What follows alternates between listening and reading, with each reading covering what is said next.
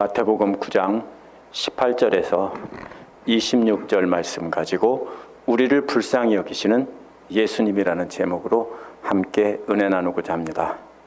오늘 말씀 18절은 예수께서 이 말씀을 하실 때라는 말로 시작합니다.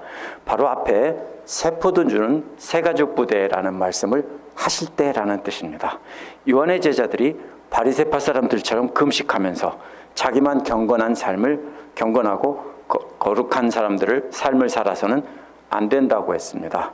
새 포도주인 예수님의 가르침을 따르는 예수님의 제자들의 공동체는 불쌍히 여기는 마음이 필요하다고 가르칠 때라는 뜻입니다.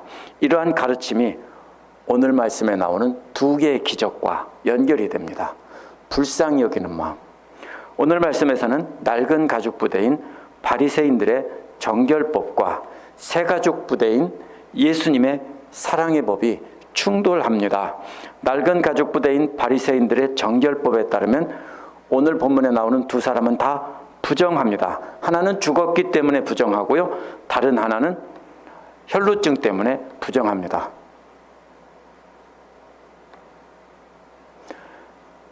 그러나 예수님은 새가죽 부대인 사랑의 법을 따라 새가죽 부대인 사랑의 법에 두 사람을 담은 것입니다. 두 사람을 불쌍히 여기셔서 사랑을 베푸는 예수님의 모습을 보면서 우리는 어떻게 예수님처럼 불쌍히 여기는 마음을 가졌지 생각해 보도록 하겠습니다.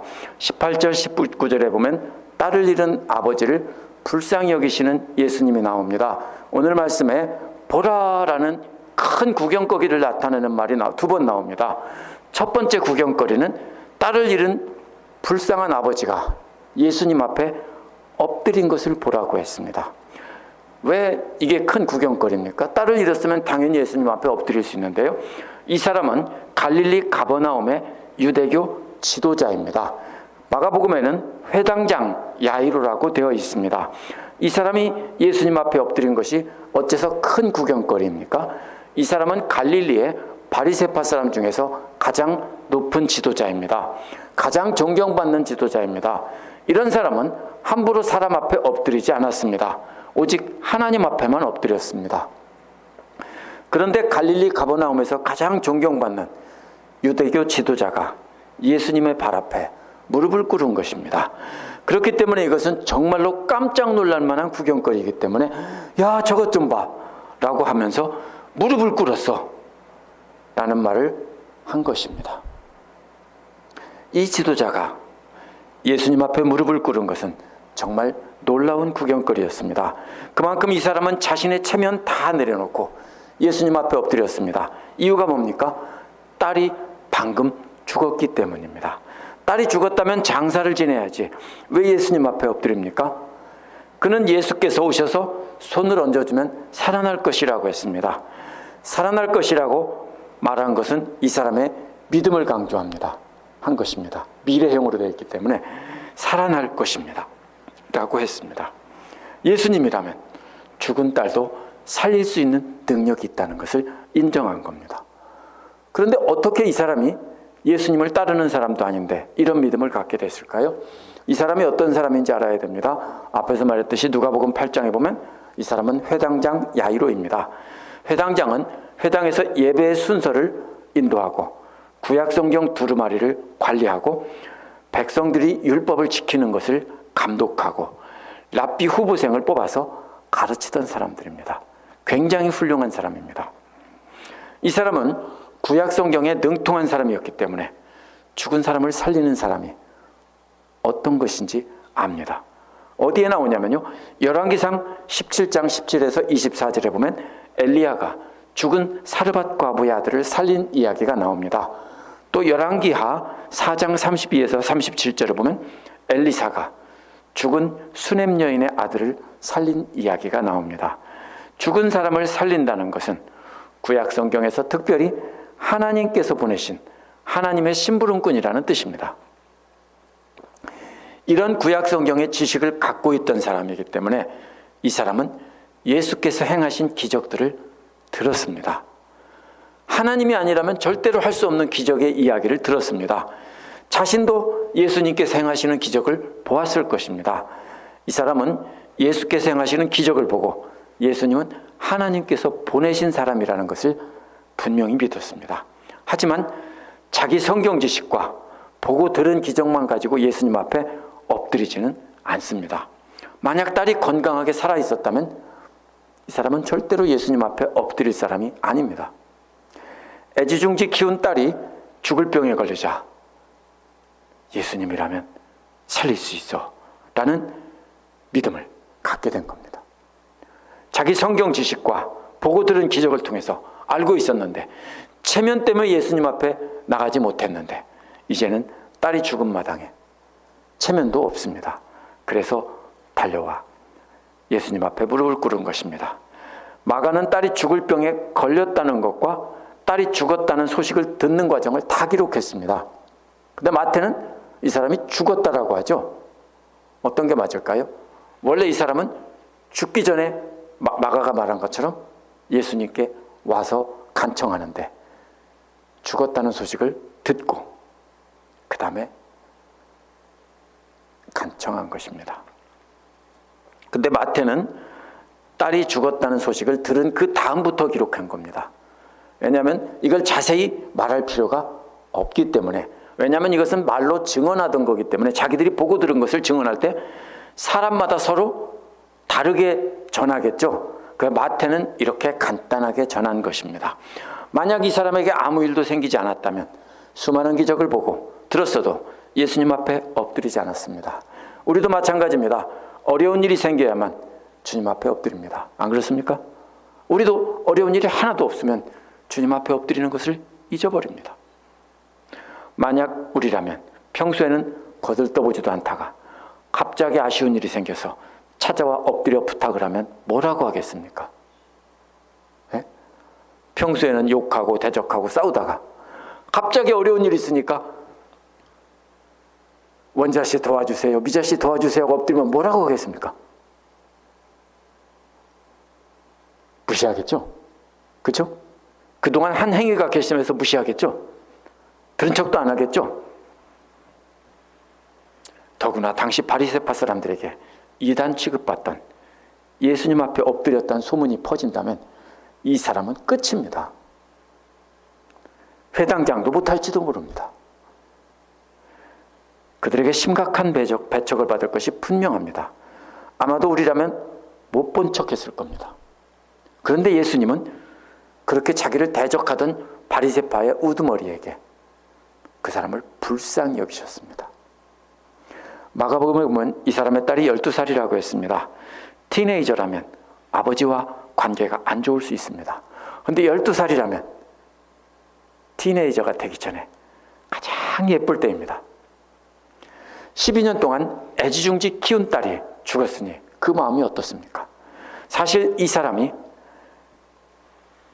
예수께 특별히 잘해드린 것이 아무것도 없습니다. 있다면 다급할 때 찾아와 믿고 의지한 것뿐입니다. 이 사람이 평소에 잘했기 때문에 불쌍히 여긴 것이 아니라 아무 공도 없지만 인생의 막다른 골목에서 예수님 앞에 엎드려 모든 것을 믿고 맡겼을 때 예수께서 그 마음을 보시고 불쌍히 여기신 것입니다.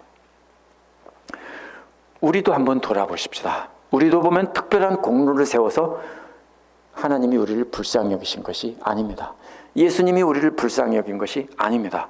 우리 역시 인생의 막다른 골목에서 갈 곳도 없고 의지할 곳도 없고 예수님한테 기도하는 것 말고는 아무것도 할 것이 없을 때 그때 예수님 앞에 엎드렸습니다. 저도 그랬습니다. 그럴 때 기적을 체험하신 분들이 있을 겁니다. 하지만 그분은 우리가 무엇을 했느냐 따지지 않습니다. 그동안 예수님께 얼마나 잘했느냐 따지지 않습니다. 그저 예수님 앞에 엎드리면 불쌍히 여기시고 기적을 보여주시는 겁니다. 19절에 보면 예수께서 일어나셔서 그 사람을 따라가셨다고 했습니다. 예수님 편에서 이 사람 마음을 보고 불쌍히 여기신 겁니다. 그래서 따라갔습니다. 그런데 사실 예수님은 따라갈 필요가 없습니다. 왜요? 말씀만 하셔도 낫습니다. 그렇죠? 백부장의 하인이 말씀만 하셔도 낫잖아요. 이 사람은 예수님을 대적하는 바리새파 사람들 편에 있는 사람입니다. 그렇다면 경계하고 멀리하는 것이 세상 사람들의 법인데 예수님은 이 사람을 따라갔습니다. 더구나 따라가서 시체를 가까이 해야 되고 손으로 만져야 될지도 모릅니다. 그러면 예수님도 부정하게 되기 때문에 사람들에게 쫓겨날 수 있습니다. 유대인들은 환자를 위해 기도할 때 직접 아픈 부위에 손을 얹고 기도했습니다. 유대인 지도자들의 딸이 죽었기 때문에 수많은 바리새파 사람들이 그곳에 와 있었을 겁니다. 그 바리새파 사람들에게 시체를 만졌다고 비난을 받을 것이 뻔한데도 벌떡 일어나서 따라가신 겁니다. 그냥 말씀만 하셔도 나을 텐데요. 예수님은 낡은 율법보다 한결같은 사랑의 법을 따른 것입니다. 마태는 제자들도 그 뒤를 따라갔다고 했습니다. 제자들이 왜 따라갔을까요? 이러한 예수님의 사랑의 목격자들이라는 뜻입니다. 제자들의 공동체는 오늘날 교회의 원형입니다. 예수님의 이러한 사랑의 목격자로 우리도 예수님을 따라가야 합니다. 20절에서 22절은 쫓겨난 여인을 불쌍히 여기신 예수님이 나옵니다. 두 번째 구경거리를 나타내는 말이 20절에 나옵니다. 그 구경거리는 12해 동안 혈루증을 앓던 여자가 예수님 뒤에서 예수께 다가와서 예수님의 옷수를 만졌다는 것입니다. 이것이 큰 구경거리인 이유는 혈루증을 앓는 여인이 다른 사람의 옷자락을 만지면 절대로 안 되기 때문입니다. 근데 이 여자도 알았습니다. 하지만 이 여자는 만지기만 하면 자기 병이 나을 거라고 믿었기 때문에 예수님의 옷술에 손을 댄 겁니다. 옷술이란 겉옷, 마치 담요 같은 커다란 그런 망토 같은 그런 겉옷인데요. 그 모서리 끝에 옷술이 달려 있는데 바로 경건함을 표시하는 것입니다. 그래서 그 옷술만 만져도 나을 거라고 생각했습니다. 그런데 이 여자의 문제는 하혈하는 것 자체가 문제가 아니라 그것 때문에 부정하다고 쫓겨난 것입니다. 부정하기 때문에 가족과도 함께 살 수가 없었습니다. 이 경우에는 성행위도 금지되었기 때문에 이혼당했을 겁니다. 이 여자는 당시 세상에 죽은 사람보다 더 불쌍한 사람입니다. 살아있지만 다들 뭐라고 합니까? 오늘날 영화 같은 데 나오는 좀비를 보듯이 그렇게 취급하던 사람들입니다. 이 여인은 12살짜리 딸을 잃은 지도자보다 훨씬 불쌍했습니다. 왜냐하면 그 지도자는 딸이 아프기 전까지 12년 동안 딸과 햇빛과 같은 행복한 삶을 살았기 때문입니다. 그런데 이 여인은 12년 동안 어둡고 캄캄한 속에서 눈물 가운데 살았습니다. 이 여인의 문제는 병이 문제가 아니라 더럽다고 손가락질 당하고 가까이 오지도 못하게 하고 사람들이 모여 사는 곳에 근처도 오지 못하게 했던 것입니다. 문둥병자와 당시에 똑같이 취급받았습니다. 오늘날로 말하면 더러운 여자라고 손가락질하며 모두가 외면하고 근처에도 가지 않으려는 그런 사람입니다. 사랑하는 가족들까지도 모두 외면했습니다. 이 여인보다 더 불쌍한 여인은 없습니다. 죽은 사람도 이 여인처럼 불쌍하지는 않습니다. 21절에 보면 이 여인이 혼자 생각한 말이 나옵니다. 그의 옷자락에 손을 대기만 해도 나을 텐데. 나을 텐데는 의미를 살려 번역한 것이고요. 원어에서는 구원을 받을 텐데 이런 말입니다. 물론 그 뜻은 병을 나을 것을 기대한 말입니다. 그렇지만 이 여인의 궁극적인 목적은 구원을 받는 것입니다. 멸망하지 않고 구원을 받는 겁니다. 여기서 만진 것은 옷이 아니라 옷자락 끝에 술입니다.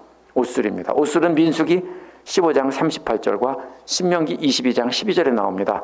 하나님 말씀과 주를 향한 거룩함을 신실함과 그 충성으로 나타내는 것입니다. 그러한 의미를 담은 옷술을 만져서 치료를 받으려고 하는 겁니다. 하지만 이 여인에게는 병이 낫는 것보다 더 큰 것은 가족에게 돌아가는 것입니다. 다시 옛날처럼 사람들과 어울려 일상생활을 하는 것입니다. 세상에 이런 소원이 어디 있어요? 그렇죠? 더도 말고 덜도 말고 그냥 사람들하고 만나서 이야기하고 같이 밥도 먹고, 그죠? 가족들과 함께 살고 그거를 간절히 바라는 겁니다. 혹시 그거 못하는 분 계세요? 이 여인이 가장 바랐던 게 그거라고요. 사람들과 함께 사는 것. 이렇게 속으로만 생각하고 있었는데 예수님은 다 아셨습니다. 22절에 보면 예수께서 돌아서서 그 여자를 보시고 이렇게 말씀하셨습니다. 기운을 내어라 딸아, 내 믿음이 너를 구원하였다. 여기서 예수께서 이 여인을 딸이라고 부르셨다는 것을 주목해야 합니다. 이 여인은 모든 사람들에게 멸시를 받는 사람이었지만 예수님은 이 여인도 하나님의 귀한 딸로 여기고 딸아라고 다정하게 부르신 겁니다. 여기서 놀라운 기적은 이 여자가 마음속으로 생각만 했는데도 그 마음을 다 하신 겁니다. 그리고 그 아픈 마음까지도 다 하시고 딸아라고 불러주셔서 위로해 주시고 그 마음을 치료해 주신 겁니다. 쫓겨난 것보다 더 큰 것은 마음의 상처입니다. 또 예수님은 내 믿음이 너를 구원했다라고 말씀하셨습니다. 이 여인은 예수님의 옷술이라도 만지면 예수님의 능력으로 나을 텐데라고 했는데 예수님은 옷술을 만져서 나은 것이 아니라 예수님에 대한 믿음 때문에 나았다고 그 말을 고쳐주신 겁니다.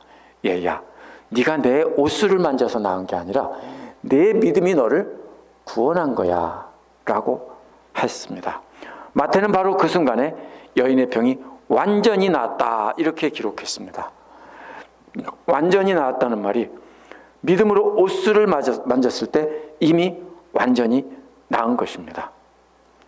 기적은 예수께서 선포하심으로 나은 것이 아니라 예수님의 능력을 믿고 믿음으로 나은 것입니다. 옷술만 만져도 나을 텐데라고 생각하고 만진 그 순간에 나았고 예수님은 이미 나은 것을 보고 네 믿음이 낫게 한 거지 내가 나았다라고 말해서 나은 게 아니다라는 겁니다. 예수님이 아무리 능력 많으신 분이라 해도 우리가 믿고 의지하지 않으면 기적을 체험할 수 없다는 것입니다. 우리가 예수님을 온전히 믿고 의지할 때 그분은 우리 속마음까지 다 아시고 우리를 구원해 주십니다.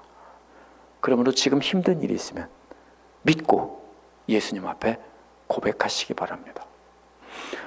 딸을 잃은 지도자는 직접 예수님 앞에 나와 엎드려 말로 부탁했을 때 그 상한 마음을 보시고 불쌍히 여겨 들어주셨습니다. 하지만 이 여인은 예수님 앞에 나갈 수도 없기 때문에 말로 치료해달라고 부탁할 수도 없었습니다. 그래서 이 여인은 예수님의 옷에 손만 대도 나을 거라고 마음속으로 생각하고 몰래 뒤에서 옷술만 살짝 댄 겁니다. 옷자락을 만지면 금방 알겠죠. 근데 옷술은 옷자락 끝에 대롱대롱 매달려 있기 때문에 거기다가 손가락 살짝 댄 겁니다. 표시 안 나게. 누구만 알아요? 예수님도 모르고 자기밖에 몰라요, 사실은요. 그렇죠? 뒤에서 슬쩍 만졌으니까.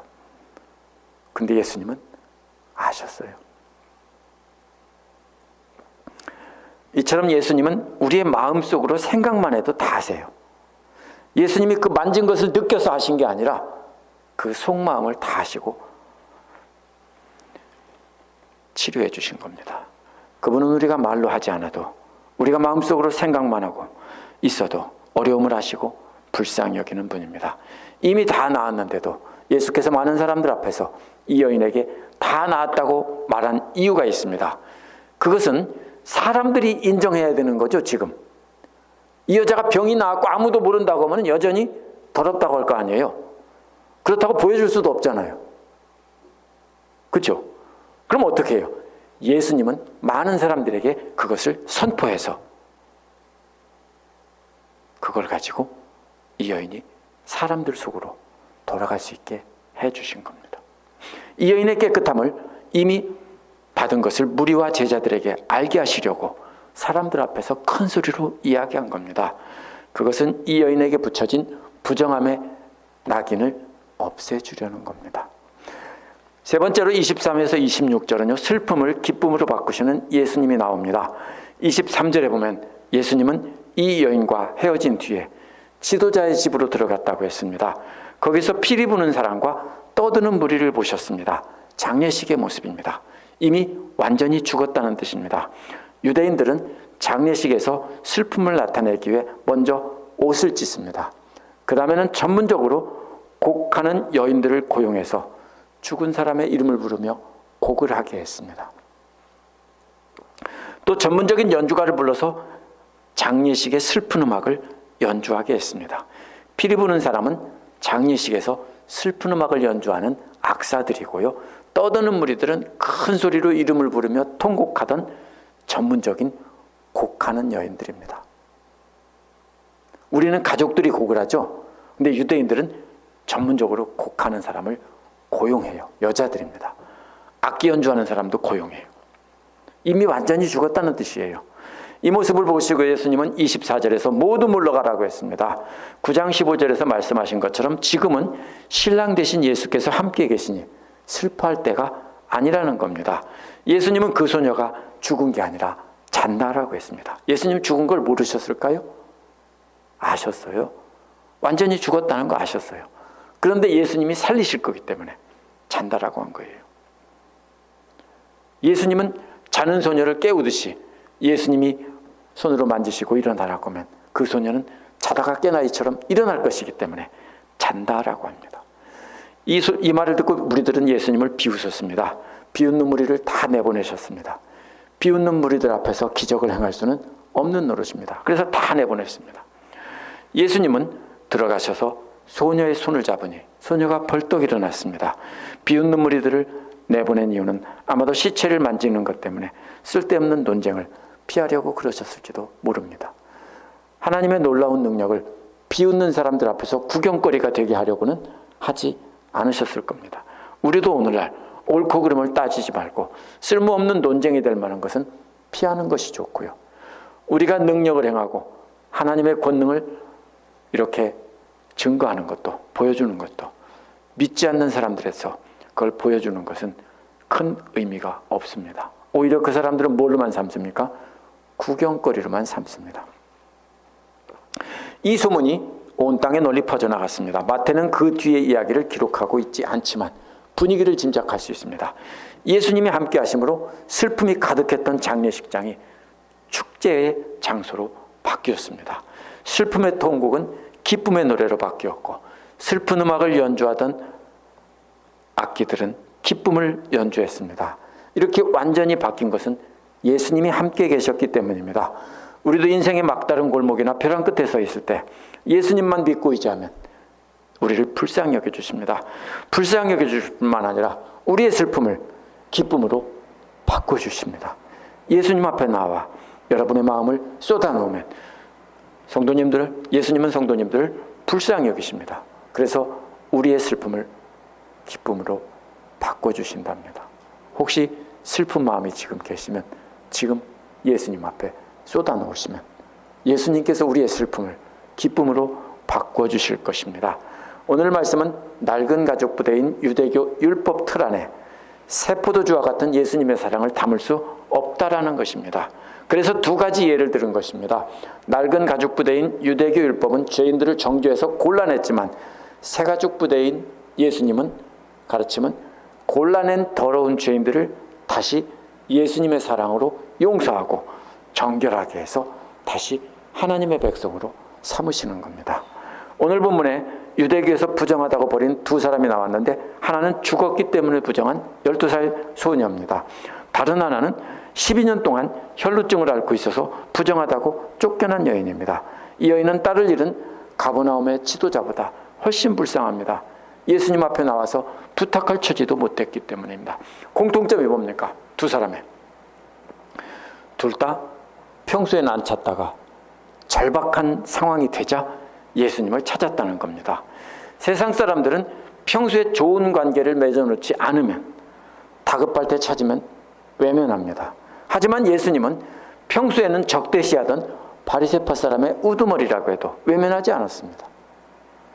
예수님은 누구든지 예수님을 믿고 의지해서 그분 앞에 엎드리면 아무 말도 안 해도 그 마음을 다 아시고 불쌍히 여겨주신다고 했습니다.